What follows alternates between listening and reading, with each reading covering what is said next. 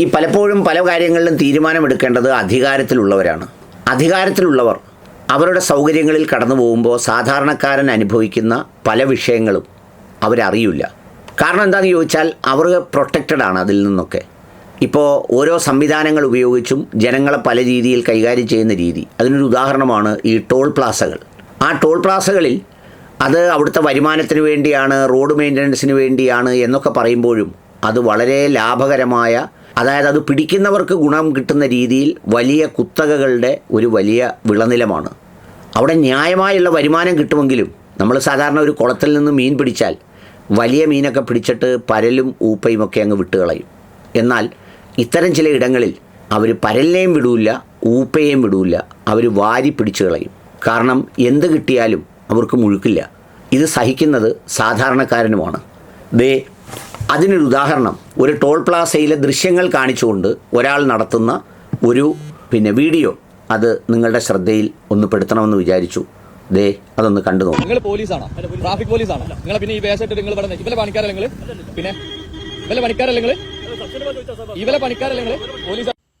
ഇന്ന് പന്തിരങ്കാവ് ടോൾ പ്ലാസയിൽ എനിക്ക് ഉണ്ടായിട്ടുള്ള അനുഭവമാണ് ഞാൻ അവിടെ പങ്കുവെക്കുന്നത്. ടോൾ പ്ലാസൻ്റെ അതിൽ കയറാതെ എനിക്ക് താഴത്തൂടായിരുന്നു പോയിട്ടുണ്ട്. ഞാൻ താഴത്തൂടെ പോയി സർവീസ് റോഡിന് പോയിട്ട് കുറച്ചൊക്കെ മുന്നോട്ട് പോയപ്പോൾ കാണാൻ പറ്റിയിട്ടുള്ളത് എന്താണെന്നുള്ളത് നിങ്ങൾ നോക്കി. അവിടെ ബ്ലോക്ക് ചെയ്തിട്ടുണ്ട്. അതായത് അങ്ങനെ സർവീസ് റോഡിൽ നിന്ന് അങ്ങോട്ടേക്ക് പോകുന്നില്ല. നിർബന്ധിതമായിട്ട് എനിക്ക് അവിടെ നിന്ന് യൂ ടേൺ എടുത്തിട്ട് തിരിച്ചെന്ത് ചെയ്യേണ്ടി വന്നു? ഈ പറഞ്ഞ ടോൾ പ്ലാസയിൽ, അതായത് NH കയറേണ്ടി വന്നു. അവിടെ ടോൾ പ്ലാസയിലേക്ക് നിർബന്ധിതമായിട്ട് കയറേണ്ട സാഹചര്യമാണ് വന്നിട്ടുള്ളത്. എന്താ പറയേണ്ടതെന്ന് വെച്ചിട്ടുണ്ടെങ്കിൽ ഈ രീതിയിൽ ജനങ്ങളെ നിർബന്ധിതമായിട്ട് ടോൾ പിരിവ് നൽകേണ്ടി വരുന്ന സാഹചര്യമാണുള്ളത്. ഇതിലൂടെ നമ്മളിങ്ങനെ പോയിട്ടുണ്ടെന്നുണ്ടെങ്കിൽ ഇവിടെ നമുക്ക് 2 ട്രാഫിക് പോലീസിൻ്റെ യൂണിഫോം ധരിച്ച 2 പേരെ കാണാൻ വേണ്ടി പറ്റും. നമ്മളിങ്ങനെ ഈ ഒരു ലെഫ്റ്റ് സൈഡ് ഇതാണ് ആൾ. ഇത് ട്രാഫിക് പോലീസിൻ്റെ യൂണിഫോം ധരിച്ചാൽ നമ്മൾ ഒറ്റ നോട്ടത്തിൽ നമുക്ക് എല്ലാവർക്കും തോന്നുന്ന ട്രാഫിക് പോലീസ് ആണെന്നാണ്. ഇനി അടുത്തൊരു കാര്യം, ഈ ഒരു ലൈൻ ഉണ്ടല്ലോ, ഈ മഞ്ഞ ലൈൻ എന്ന് പറഞ്ഞത് നാഷണൽ ഹൈവേൻ്റെ റൂളിംഗ് പ്രകാരം ഈ മഞ്ഞ ലൈനിൻ്റെ അങ്ങോട്ടേക്ക് ബ്ലോക്ക് വന്നിട്ടുണ്ടെന്നുണ്ടെങ്കിൽ ആ 100 മീറ്ററിലുള്ള എല്ലാ വാഹനങ്ങളും ഫ്രീ ആയിട്ട് തന്നെ കടത്തിവിടണമെന്നാണ് ഹൈവേൻ്റെ റൂള്. ഈ റൂള് പോലും അവിടെ പാലിക്കപ്പെടുന്നില്ല. നമ്മുടെ കോഴിക്കോടിൻ്റെ പന്തിരങ്കാവ് ടോൾ പ്ലാസൻ്റെ അവസ്ഥ ഇതാണ്. ഇങ്ങനെ ഒരു സാഹചര്യം അവിടെ ഉണ്ടായിട്ട് പോലും ബന്ധപ്പെട്ട ഒരു അധികാരികൾ പോലും ഈ കാര്യം ശ്രദ്ധിക്കുകയോ ഇതിന് വേണ്ട നിയമ നടപടികൾ സ്വീകരിക്കുകയോ ചെയ്തിട്ടില്ല. ആ മഞ്ഞവരയുടെ ഇപ്പുറത്താണ് ഇത്രയും വാഹനങ്ങൾ കിടക്കുന്നത്. എന്നിട്ട് പോലും ആ ഒരു റൂള് ഇവിടെ ഒരിക്കൽ പോലും പാലിക്കുന്നില്ല.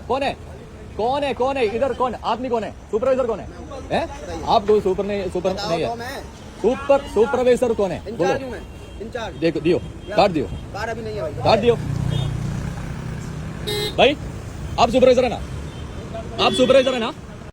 അവിടെയുള്ള ഒരു സ്റ്റാഫിന് പോലും ഒരു കൃത്യമായിട്ടുള്ള യൂണിഫോമോ കൃത്യമായിട്ടുള്ള ID കാർഡോ കൃത്യമായിട്ടുള്ള ഒരു രേഖ പോലും അവിടെയുള്ള സ്റ്റാഫില്ല. സൂപ്പർവൈസർ ആണ് ആരാന്ന് ചോദിച്ചപ്പോൾ ഞാനാണെന്ന് പറഞ്ഞ ഒരുത്തൻ വരുന്നത്. അത് കഴിഞ്ഞിട്ട് വേറൊരുത്തൻ ഞാനാ സൂപ്പർവൈസർ ഉണ്ട്, അവൻ എൻ്റെ വീഡിയോ എടുക്കാൻ വേണ്ടി വരുന്നു. ഈ രീതിയിൽ ഒരു റൂള് പോലും പാലിക്കാതാണ് ഈ പ്ലാസ അവിടെ നടക്കുന്നത്. ഇത് കോഴിക്കോടാണെന്ന് നിങ്ങൾ മനസ്സിലാക്കണം. കോഴിക്കോട് 14 MLA തെരഞ്ഞെടുത്തിട്ടുള്ള കോഴിക്കോടിൽ അത് ഭരണപക്ഷമാവട്ടെ പ്രതിപക്ഷമാവട്ടെ 14 MLA ഇതുമായി ബന്ധപ്പെട്ട പഞ്ചായത്ത് ഉണ്ട്, അതോറിറ്റീസ് ഉണ്ട്, പോലീസ് ഉണ്ട്. ഇവരൊക്കെ നോക്കുകുത്തിയായിട്ടാണ് ഇവിടെ ഒരു ഗുണ്ടാ സംഘം വിളയാടിക്കൊണ്ടിരിക്കുന്നത്. ഇതിനെതിരെ പ്രതിഷേധിക്കാൻ ഇവിടെ രാഷ്ട്രീയമില്ല, പാർട്ടിക്കാരില്ല, ബ്ലോഗേഴ്സ് ഇല്ല, ആരുമില്ല.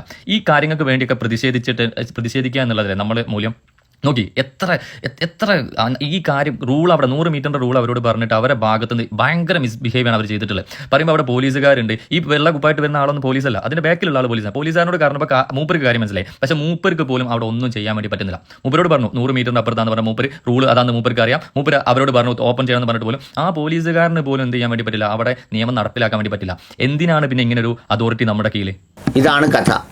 കണ്ടില്ലേ? ഇതിനെല്ലാം ഇരയാകുന്നത് സാധാരണക്കാരനും യാത്രക്കാരനുമാണ്. മനുഷ്യരിങ്ങനെ പോകേണ്ടതുകൊണ്ട് ആരും ഒരു പ്രതികരണമോ അല്ലെങ്കിൽ പ്രതിഷേധമോ ഒന്നും നടത്തുന്നില്ല. 100 100, 150 150 കൊടുത്തങ്ങ് പോവുക ചെയ്യുന്നത്. സത്യത്തിൽ ഒരു ജനതയോട് ഒരു കമ്മിറ്റ്മെൻറ്റോടുകൂടി ഭരണകൂടത്തിലുള്ളവർ ഇത്തരം ചില വിഷയങ്ങളെ അഡ്രസ്സ് ചെയ്യേണ്ടതാണ് എന്നതാണ് ഒരു സത്യം.